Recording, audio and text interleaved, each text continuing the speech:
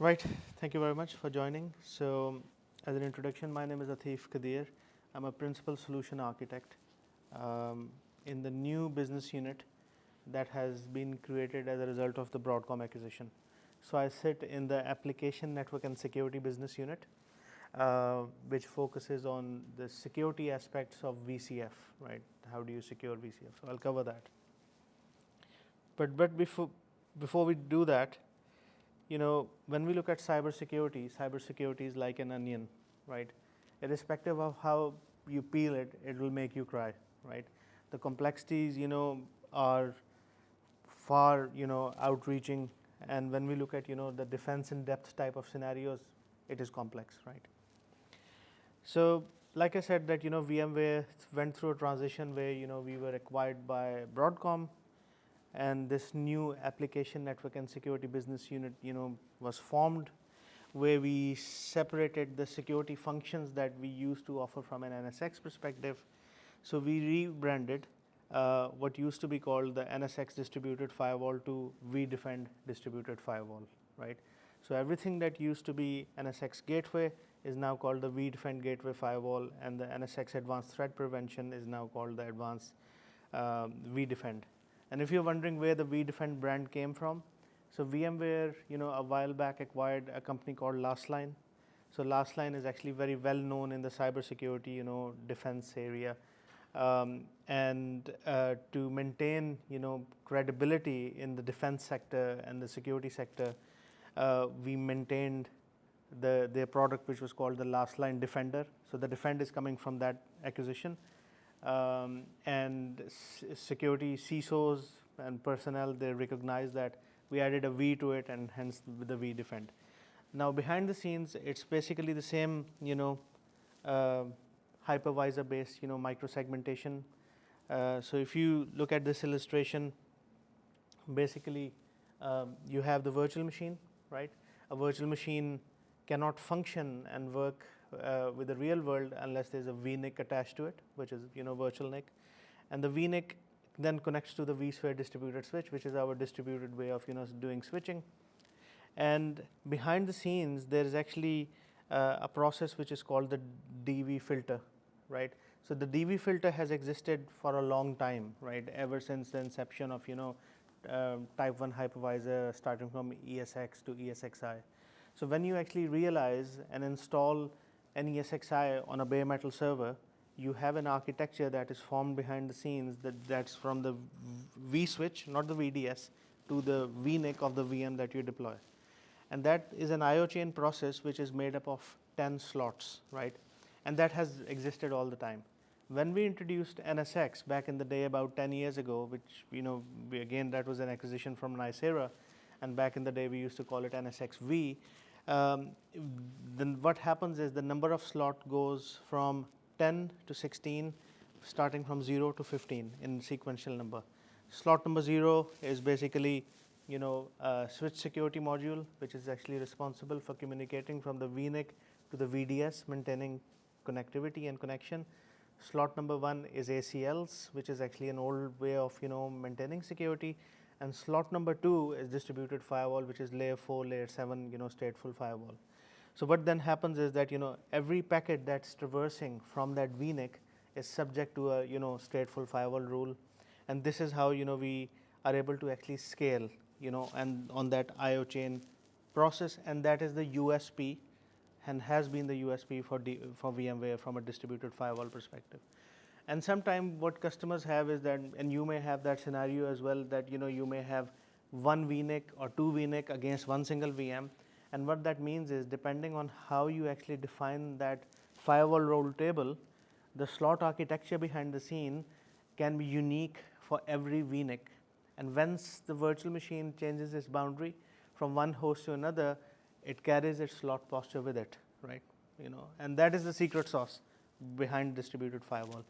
And then over time, we introduced, IDS IPS as well. So we can do distributed IDS IPS as well, where we do the signature matching, and then we can do more funky, groovy type of use cases that leads us into, ATP, which is, advanced threat prevention, defense in depth type of scenario.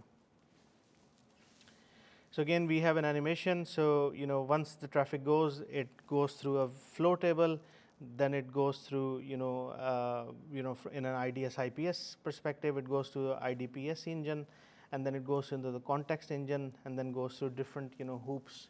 And we use this terminology, scale breakout to scale out. So if you need more firewall capacity, you add another host, and keep adding more hosts. Within the realm of VCF or even VCD, I spoke to you about it, you scale out a firewall architecture in that regard, right? But then, when we look at the security realities today, it's basically unmitigated risks versus, the operational efficiencies. That, sometime, patch is available, but you're not able to apply a patch. Log4j was one such example. What about, legacy operating systems, right? Where, you end up paying extended support to the vendors because, the OS has gone end of life, but it is still, exposed to, CVEs and CVSS scores. How do you actually mitigate that? And then what about the blind spots? Because you cannot protect what you cannot see. How are your flows actually assembling all of that, communication in your data center or your, organization? So a little bit overview of what we see that, somebody somewhere would click on an email that, you won $100, £100, Amazon voucher. Irrespective of how stringent your security controls are, somebody will go to a website which is a dodgy website and end up actually giving access to the bad guys. Once the bad guys have access, they will, try to maintain initial access, which is actually a common term used in the MITRE attack framework. And what they want is they want persistence. They want to make sure that, if that VDI is now, compromised, even if it's rebooted or that server is rebooted, they want persistence in place so that they don't lose connection, right? So once they have persistence and initial access, they would actually start to expedite the command and control scenario where they can do, RDPs, hopping from one RDP to another. They would actually start to do sweep scanning. They can do cryptojacking. They can actually do DNS manipulation or AD enumeration as well. There's a demo as well that I'll show you that how we decipher all of that to make sense of that information. And once they've got to the weakest point or the patient zero, they would start to exfiltrate data as well, right? And this is where one of my friend actually says that RDP protocol is something like everyone wants it, but you can also call it as ransomware deployment protocol instead of remote desktop protocol, right? So this is the security reality. But again, we are doing all of this to protect the VMware Cloud Foundation, the VCF stack. So when we look at the defense in depth scenario, we look at the lateral security, we look at the signature management based IDS IPS systems, we look at an NTA network traffic analysis story as well, and we correlate all of that data to make sense of that information and start to triage it, and the intent is to make the life of the SOC operator easier, right? Because with the introduction of NSX and then security controls inside the hypervisor, we sort of made a mess as well, because obviously these functions were always separate, right? And immediately when we start, and it's still a common question that comes to us that it's the same hypervisor, it's the same stack, it's the same VCF. Now you've merged the security functions inside that. We have a separate security team who do not understand all of that. So the whole idea is to, using my onion analogy, that it'll make you cry, how you peel it, is to make the whole SOC operation easy. It also means that the VI admin has the lingo to take it to the CISO, the red teams or the cyber teams, to have that context. So if you look at the stack from a vDefend firewall perspective, aka distributed firewall, if you look at this deck from this slide from the bottom, you have the distributed firewall. We understand how it works. I touched on the concept of IO chain and how it works. There's no agent or anything. We then have the gateway firewall, because in NSX you've got this concept of logical constructs, which are the tier 1s and the tier 0s. So we can actually have the gateway firewall as a classical firewall as well, to provide you with the layer 4 to layer 7 stateful firewall functions. If we then up the game, we then have the ATP So ATP is the advanced threat prevention, where we can actually do distributed IDS IPS the same way we do distributed firewall. And then we have the malware detection and prevention. So the malware detection and prevention is that if somebody executes a file on on a server or a VDI, in that IOCN process, we will traverse that file for inspection into a sandbox, and it will be detonated in the cloud, right? It will be provided with the same memory footprint, the OS type and everything, and depending on the behavior of that file, if it is allowed, it will go through, no problem, into the VDS and to the rest of the world, or upwards, egress or ingress, or it will be quarantined, right? So that is malware prevention inside as well that we can provide. And then we can provide virtual patching, right? So I touched briefly on legacy operating systems. So some of the customers still have Windows 2000 machines. Microsoft is not going to provide any patching for that.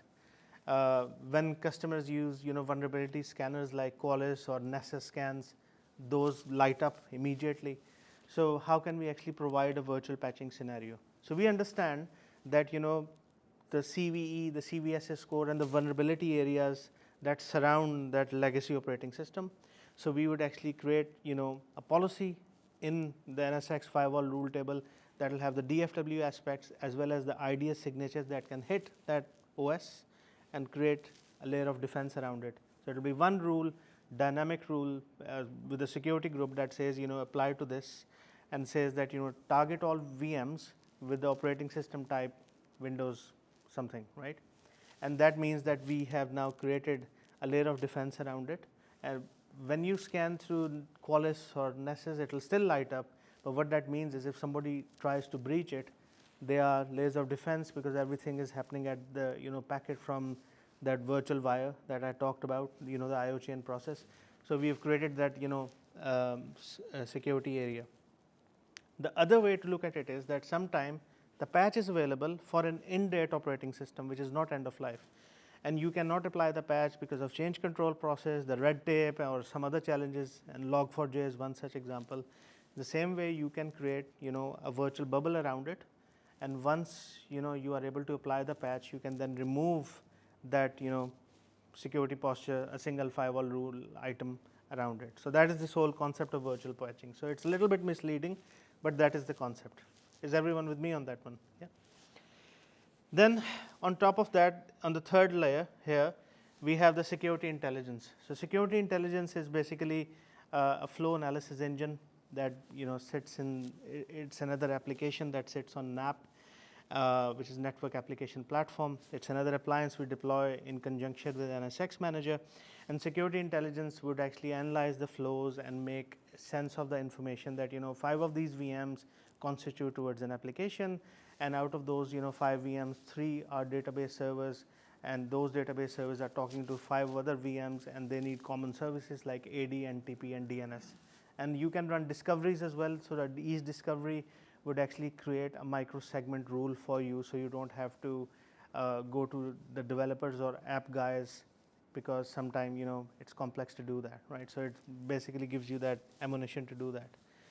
And then everyone's talking about AI. So we have this data set all harnessed inside VCF with these components. So the data is inside your private landscape, and then we confront it with a an LLM model. And the whole idea is to make the life of the SOC operator easier, where you can ask simple questions to say, can you explain this threat to me? Can you actually explain what's happening inside this particular area? Can you tell me more about this IDS signature which has been triggered, right? And just to keep it simple and human-like. So if we look at this multi-layered defense in depth scenario, we have you have the internet traffic. So sometime you have the WAF to protect it. You then have the perimeter firewall, and we never say that you remove your perimeter firewall, and you may have a different vendors providing and servicing that requirement. We then have the gateway firewall, which is the virtual boundary from a tier 0 perspective, or the tier 1 perspective, depending on how you've done the segmentation. And then we have the distributed firewall, where you have per VNIC level firewall across your east-west. So that is, a classification of microsegment or macrosegment or whatever you want to call it. And then we can actually up the game by introducing, signature-based, IDS IPS as well. One unique thing about the IDS IPS is, and IDS IPS in, when you speak to the SOC operators, is a complex and touchy topic, because once you enable IDS IPS for any vendor, there is actually a big, onus on CPU for processing the signatures, and it can become challenging. That's why people actually select different sections and then enable it to fine-tune things, and it can take ages. Now, of course, we have, an impact on CPU as well. But what we do is we stagger the signatures and we create profiles. So, for example, a Windows machine would never hit the signatures for Linux box or vice versa, right? So we create a profile for Windows, and those are just for Windows, and we start to stagger it. The same way I said that we can create a dynamic, security group and say profile 1 for Windows, profile 2 for, Linux-based operating systems. Then we start to add additional signatures and the classification, like this is an Oracle DB, this is an AD server, and things like that. So we stagger the whole signature instead of in every single VM. So today I think there are like 14,210 something signatures that we have today, in flight.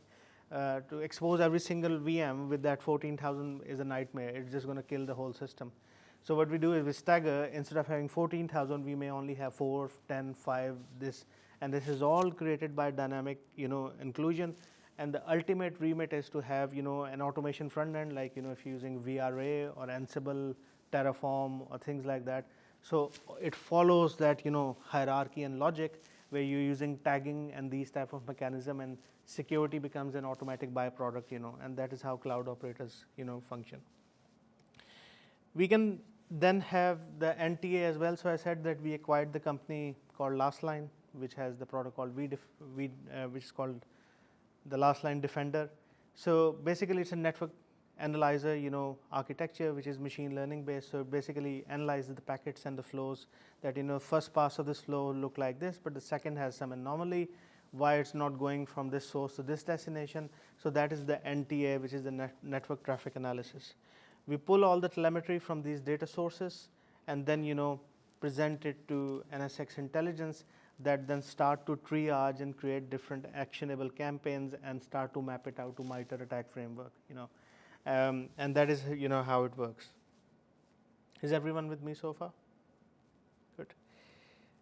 The next thing is VMware went through a massive SKU simplification as well. So when a customer buys VCF does not come with any security capability whatsoever. So customer has to buy an add-on, which is the the vDefend ATP SKU, and there is only choice of 2 SKUs. So one on the left is basically, it gives you the distributed firewall, the gateway firewall, the security intelligence appliance, and then you can do container security as well. And for us, we use the entry CNI to influence, the pods, the namespaces, to provide container level security as well. If you want to expedite distributed IDS IPS, then you would opt for the vDefend firewall with the ATP SKU on the right hand side. Customer may choose to use one use case or all, but there's only choice of 2 SKUs available now. You can also mix and match different SKUs as well. So for example, for workload domain 1, you just want to protect the crown jewels and you just go for the SKU on the right hand side, and workload domain 2, you just want distributed firewall, and that is fit for purpose. So you have a choice to do that as well. When we look at all, sorry, how are they priced up, the 2 SKUs? I don't have the list price right. The actual price. Oh, by cores, yeah. So we moved away from the socket, calculation logic. So everything is by cores now, and so for example, if you're buying 100 cores of VCF, the ideal scenario will be you want to protect the 100 cores of that architecture and the applications that you'll host on top of that. So you'll buy 100 cores of one or the other, right? Or if 100 cores are going to stagger amongst different workload domains, as a fictitious example, then you will pick 10, 10, 10 or whatever. So you have choice of doing that. Yes. I thought the VCF came with like a stateless distributed firewall. Does it not come with that at all anymore? Stateless. Yeah, it does come with stateless, but nobody uses stateless. It's still there. Oh yeah, just because you said it doesn't come with any like. Yeah, I mean stateless is there because that is part of the vSwitch architecture. We can't take it away, right? So that is there, but honestly, I have not seen many people actually using that, right? Because it gets complex, especially if you look at the logic of what I explained, that VMs changing boundaries and everything. The stateless goes out of window as well. So there are some bespoke use cases as well. The other thing that has happened is that in VCF 5.2, we can also now protect the management workload domain using DFW, right? In the past, we were not able to do that because anything which was VLAN backed, we were not able to do that. Anything now which is under the influence of a VDS can be protected. So the product management's now trying to create a security framework which will have the ports and protocol for the management domain, that you need this particular architecture to protect your infrastructure components. And of course, workload domain, people were doing it separately anyway, whatever was fit for purpose in terms of their requirements. Does that answer your question? Yeah, it does. Yeah. Yeah, okay. Again, everything is centered around the app, and when we glue security intelligence, IDS, IPS, gateway firewall, and pull in the telemetry, it's all about providing the zero trust model. And zero trust model is sometimes not easy to achieve. And then at the same time, what you cannot see is what you cannot protect, and security intelligence provide you that flow telemetry across the board to make sense of that information and create micro or macro segments. I now have a demo which basically talks about security intelligence, which is the NAP, and the name has been rebranded to security intelligence. It recommends the policy. We then have the intelligent assist. So intelligent assist is the new name for the AI element. It was originally showcased as Project Cypress, and we then rebranded it as to Copilot, which confused the hell out of people. That is it Microsoft Copilot or us, right? So the product management then came up with intelligence assist. In my demo, you will actually see it still says Copilot, so don't get confused. But it's it's not the Microsoft Copilot. Then we have the network detection and response. So when we correlate, so there's actually a story in the demo that I'll tell you. And then how do we do the discoveries and distributed firewall rules, right? So that's the demo. So let me go into this screen.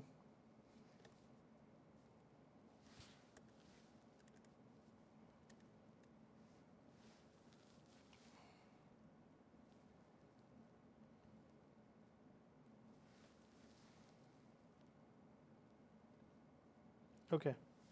So the view you see here is basically the visibility and planning view. One thing you would note is, again, there's a disclaimer. I should have put a disclaimer. Basically, this is now called security services platform. So typically, the view you would see here is, secure networking and some other tabs as well, which you will find missing. So what you're seeing here is partial future, where when you buy VCF, this will be a different view from a security perspective only, and nothing to do with networking really, because it's a hardcore security angle. So security services platform is something that we are creating. So what about NAP today, which relies a Tanzu license, means that it will be an OVA appliance that you just do next and deploy. All the components of the NAP that are exposed today will not be visible. You would not require a Tanzu license, and this is SSP that we are creating, right, from a roadmap perspective. So here you see a view where we can see how all the VMs actually communicate with each other. The dotted line basically represent they are all unprotected. So in this particular workload domain, or as an illustration, nothing is protected, but we have a full view of how applications communicate with each other. So we have the ability to go in and apply filters as well. So if I go in and apply a filter that says severity is high for an IDS, it basically shows me that these are VMs which are identified as part of the flow analysis and deeper telemetry analysis that we have done from an NDR perspective, that there is something going on here. and by something it means that there are some anomalies. These are Windows machine, and then there's some public domain activity going on as well. So when we go further, we have the ability to basically look into each object. So we've highlighted, this is basically a Microsoft Windows machine. There was a signature that was triggered, which is called iced ID. At this point, I don't know what iced ID is, because if you look at the signatures and the vulnerabilities and the Trojans that are created every day, even the CISOs don't remember, the SOC teams or the red teams can't remember. So the whole idea is that to decipher all of that. So we can see that this London prod finance server VDI was affected, which is probably the patient 0, and there's a public IP address activity as well. We go in and zoom and see that users affected 1, workloads 1, there's no CV score available, but then we can see how that information looks like from that perspective. We can also see that what was done here. There was a lot of detection activity that was going on. And then if we move in, we start our intelligence assist, and we say basically say explain this event to me, right? Because I applied the filter, which was a high risk. I'm now asking this chat assistant, so it will actually, like chat GPT, it will actually proactively write the possible questions you will ask. So I will just say explain this event to me, and it will say that the main event involves this London EMP VDI 14 communicating with a known iced ID command and control server. And then this was the IP address. The communication suggests that host may be infected with iced ID banking Trojan, which could be used to steal financial information and credentials. We move forward and says, and then it gives me a hypothesis as well, and says that likely this was compromised through one note file attachment. We now know it's deciphering all of that as well. We have another extended demo where we start to ask more questions as well, but in essence of time, this is a shorter version. If you go and ask this system that I'm getting bored, where can I get a burger or pizza, it will say sorry, it's not within my remit. So we have guardrails in place, because what really happened was I was doing this demo at a bigger event, I think about a month ago, and somebody said, you searching this on the internet is actually exposing your organization, and said that is incorrect, because there are guardrails in place. Today basically this is using Gemini behind the scenes, and the Gemini is an isolated model. We are not even exposing this data to the internet, because there's actually a plugin in Chrome that is actually harnessing that, and if you don't have the admin credentials in NSX Manager, nothing will get through, right? So all the learning has been done inside the NAP and the NSX architecture. We are just giving it a human language using that plugin, right? Just to give you that answer, because that was a legit question that you ask in exposing yourself, right? So we then go and say, how can this be remediated? And it says that this will be the source, this will be the destination, this is the signature which was targeted, and it will then say we want me to create the policy, and it will then go in and create the policy and push it. So it's not only doing an analysis and giving you a recommendation, it's also functioning like a LAM, which is language action model, and enforcing these rules into the firewall rule table for you, right? We move forward, and now we have done our analysis. We've protected the environment. It even gets to the point it will actually give you an effective strategy or a sledgehammer strategy as well, so or safe strategy as well. So the effective strategy is that I want the communication, and I don't want my business to go down. I want the communication to carry on, but protect everything. The sledgehammer or effective safe strategy is it will stop communication end to end amongst these assets that have been identified. It's like press the red button and communication stops, because again we are under full control of the VNIC under the NSX Manager, right? Now we have done an effective strategy. We have adopted those rules and pushed into the firewall rule table. Now we need to see our red team or the SOC operators, and this is where we would start to look at the campaign that has been created, and here we can see that there were 10 IDS signatures that were matched. There were 2 malicious file transfer activities that were attempted. Top threats were iced-ID CNC. We now know iced-ID is a Trojan because we asked the, Mr. GPT there. They use Cobalt Strike. RDP protocol was used to jump from one host to another to expedite an east-west scenario. And then we had the suspicious data upload. It means data was exfiltrated out to somewhere, right? We don't know yet, but we will explore. And also we find this Nokoyova virus, which was used as well to actually, encrypt data and do different type of things. We can then see the assets which were involved, which we also saw in that, spider web earlier. And what we do is we actually map it out to the MITRE attack framework in terms of, all the attack tactics that were lit up, right? If something is not lit up, we'll not highlight it, but these are basically, out of, the 11 or the 12 attack framework, things that are lit up. We then go into triage, and, from a triage perspective, we can then see the full attack vector. We can see the London prod IT file server had suspicious data upload. This was Cobalt Strike. There was vertical port scan done as well on an east-west perspective. We can see internal RDP hopping was happening from this asset. Somebody was doing AD reparation as well, like creating false accounts and mimicking that, I was doing that. Because, if you look into iced-ID, it's a multi-vector attack. It's a very complex attack, right?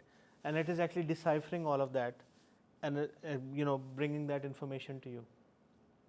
So here, the target is London EMP. On the right-hand side, it basically telling us that, attacks for threats, these, this, and that, right?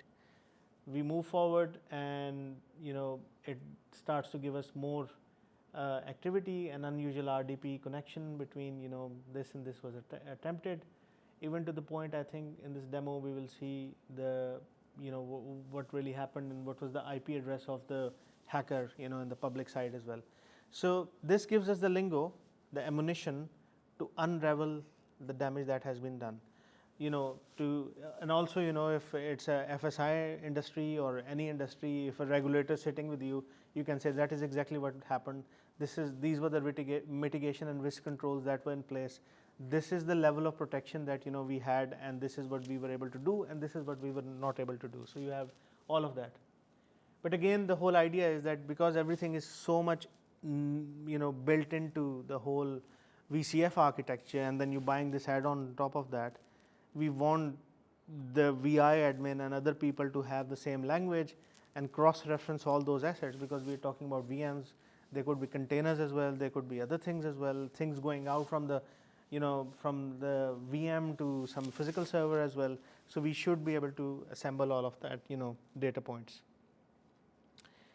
Right. So moving forward, suspicious data uploads. We know there was some data exfiltrated as well. Now the next bit is, I know that what the damage was done. So I select these VMs. I need to now create a microsegment. So we will then run a discovery. So this WAND basically starts a discovery. We know the flows. It will start a discovery, and the scope is last 24 hours, and it will go out and create the firewall rule table for me, right? And if you look here, it says default is reject. It knows that there's some SMB activity, there's NFS, HTTPS, there is some backup job happening in rsync. There are common services in this last rule 6 and 5, because AD, DNS, and TP needs to happen. What it will do is that if you have security groups that are already created, it will actually repurpose those security groups, so we don't end up actually with firewall sprawl or security group sprawl as well. So it will actually place those assets. For example, if the common services exist already, it will just repurpose that and add these assets into that. And that is the beauty of DFW, which is define once, use many time model. It will then give us the ability to place it into the policy where we want to place, and then we can publish, and the rules will be enforced, and you can then see the color, changes based on blocked and allowed and all of that, how they communicate. So that is a pure classification of a microsegment that we went from detection to application and then protection, right, without affecting the business effectively, right. As we move forward, we are also creating something new. This is again a roadmap item. So we are creating a segmentation report as well. We understand the flows. We have all of that telemetry. We have the data. So what we do is we have created a posture where we can generate a report, and in the report we can actually show the segmentation report, and in this report we can tell you the deployment enablement, the infrastructure protection, the environment protection, application protection, and then obsolete and OS risky. So if a CISO asks for something, you have all those data points. But the most important thing is that what we're introducing is that what will be the future state look like in terms of the protection, right? So if we go here, it starts to give the firewall segmentation suggestion that projected vulnerability entry points change, projected blast radius change, and then the projected unsegmented traffic change as well. So it sort of projects that depending on how you adapt your microsegmentation, these will be the changing factors in terms of the deltas and how it works. So that was the end of demo. Does that make sense? So now if we go back to the slide deck and go to this slide, because I've done the demo. When we look at the NIST framework for protection, it talks about identify, protect, respond, and detect, right? And this is where we map out all those things from a NIST framework, from a ransomware recovery perspective, that you should have the defense in depth layers of protection around your architecture. It shouldn't happen in first place, right? But if it does happen, how do you recover? So this is where we have the VMware Live Recovery, where you can recover your assets. And I was actually with a customer about 2 months ago. They were on BBC, so it's public knowledge, so I don't have to hide anything. They had to basically give millions of customers access to Experian because data went out into the dark web. I also asked them that did you end up paying the guys to decrypt the data that was exfiltrated? They said, I'm not going to tell you, and I got my answer. So we should not be in that position in first place. We should not be in the recover. We should always have these defense in depth scenarios where we have all the tooling and instrumentation to do that. And then the reality is that once you have the whole vDefend firewall with ATP portfolio deployed, you can traverse all of that out to SIEM as well, like Splunk people use a lot, QRadar and things like that, to monitor and analyze. There's a hands-on lab as well. I guess you guys are aware of hands-on labs. So these are the 2 SKUs which were published this year. So these are fresh, new. All the use cases that I've touched on are available. Should you need to play with it to have a feel around that. So on that note, thank you very much. If you have any questions, feel free to ask. One about the malware detection and the sandboxing. Yes. So that strikes me as more of a CPU analysis of things going on. Is that only for malware analysis on the network? That is the malware analysis that is on the network. Today we do the malware analysis on the cloud. So that sandboxing is happening on a cloud. So traffic traverses to the cloud for inspection. When I speak to some of the defense customers in the security industry, they don't like stuff going to the cloud, so they want air-gapped scenarios. So we are bringing it on-prem. What that means is that the size or the footprint of the infrastructure will inflate because the binaries that exist on cloud will now exist on-prem to provide that capability, but we are bringing it on-prem. It's a very common question asked as well. Does that answer your question? Yeah. So it is for air-gapped environments, it's coming on-prem. Any more questions? I suppose probably should have asked at the beginning then. NSX has gone from the language then? No. From this product? No. NSX is the prereq. If there's no NSX, you cannot do any of this. But it always, like the that introspection of the flows Yes. that used to be what. That is all coming from NSX. Oh. That's all coming from, because all the traffic's traversing. So in a heavily virtualized environment, like you touched on VCD earlier, everything is traversing through the NSX architecture because everything will be under the influence of the vSphere distributed switch. We have the view of the VDS, and the fact that we are able to expedite these advanced things. So the fact we know it's a Windows machine is because we have the agentless agent, which is the VM tools, because you would always deploy VM tools on these VMs. So that gives us additional metadata and context, particularly from a cyber kill chain perspective, when we start to decipher and create an NDR story. Bear in mind, it's not EDR, this is NDR, right? It's not endpoint detection. This is all network detection and response. So yeah, I mean, NSX is a prereq and NSX is the driver. It just changes the perspective, because now the fact that we are selling the security element separately does not mean something has changed in NSX. It's the same code, same hypervisor, everything is same. It's just the way we've licensed things is separate, right? Make sense? Because if you go to hyperscalers, nothing is exposed underneath, right? And that's the aspiration for VCF, that it's STDC manager, click, click, click, next, everything is deployed, right? You shouldn't be going into complex, routing and switching type of scenarios, because it's a, modular architecture, it's there for you. And then you expedite the security functions on top of that. Same with Azure, same with, AWS and GCP.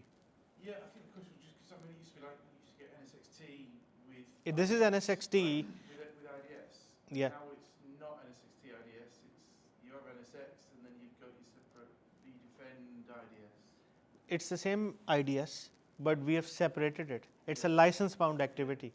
Whereas in the past, if the customer bought VCF, it will come with distributed firewall, or depending on what add-on you bought in the old days, it will give you IDS, IPS capabilities. So the code has not changed. Everything is exactly the same. It's just that the license entitlement in terms of what feature is enabled or disabled is now categorized under the vDefend blanket.